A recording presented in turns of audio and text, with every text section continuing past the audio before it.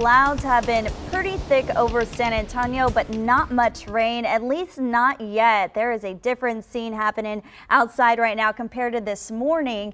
Tropical Storm Nicholas has hours until it makes landfall. Weather Chief Bill Taylor is tracking the storm. And Bill, is Nicholas strengthening, and are we going to see any of him over here in Bexar County? A little bit, but no, we're not going to see much here at all. You know what? San Antonio is going to get a little bit of rainfall, nothing more than we can handle.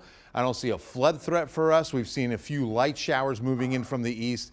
That's going to be about it over the next couple of days. This is going to be a coastal event. It's going to be very heavy rain, and it is going to be a flooding situation. We've got about 100 miles or so before this makes landfall. It's moving due north at 12 miles per hour. Winds have picked up. So Nicholas, yes, strengthening. 65 mile per hour winds just below hurricane status. Remember, 74 sustained, and it's a Cat 1.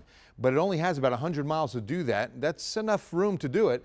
You can see the infrared satellite with these convective bands really blowing up. This is very, very cold temperatures aloft is what we're picking up here.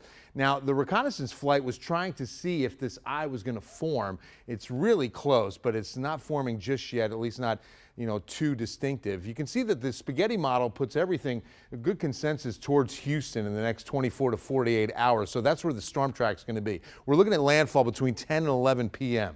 And it looks like it wants to be just off to the north and northeast of Port Lavaca or Port O'Connor, then a hard right turn into Louisiana.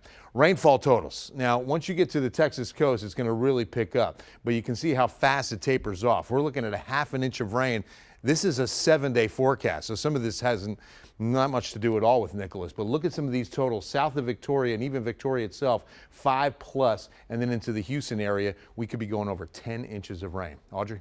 Wow, that is a lot. All right, as Tropical Storm Nicholas approaches the Gulf Coast, Texans are preparing to lend a helping hand to our neighbors down south. Eyewitness News reporter Vanessa Croy has more on how San Antonio is helping. And Vanessa, I know a lot of these organizations, are they on standby?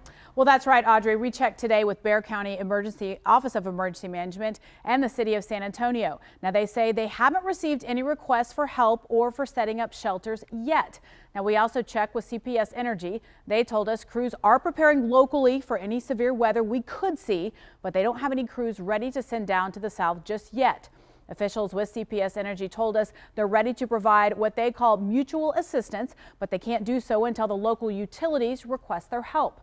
Now, the Salvation Army in San Antonio told us their truck that they used to feed storm victims and first responders just got back from a 2-week deployment in Louisiana after Hurricane Ida. They said they're preparing that mobile feeding unit to get ready to go to the areas hit hard by Nicholas. Now, officials with the Salvation Army said they are also on standby to help, but they do have other mobile feeding units along the Texas coast ready to respond.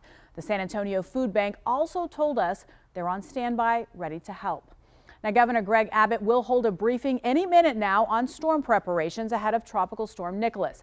We'll be streaming that live on KENS5.com and on the KENS5 Facebook page. Audrey? All right, thanks so much, Vanessa. And as a reminder, you can stay up to date with the latest weather conditions. All you have to do is download the KENS5 app. It is free.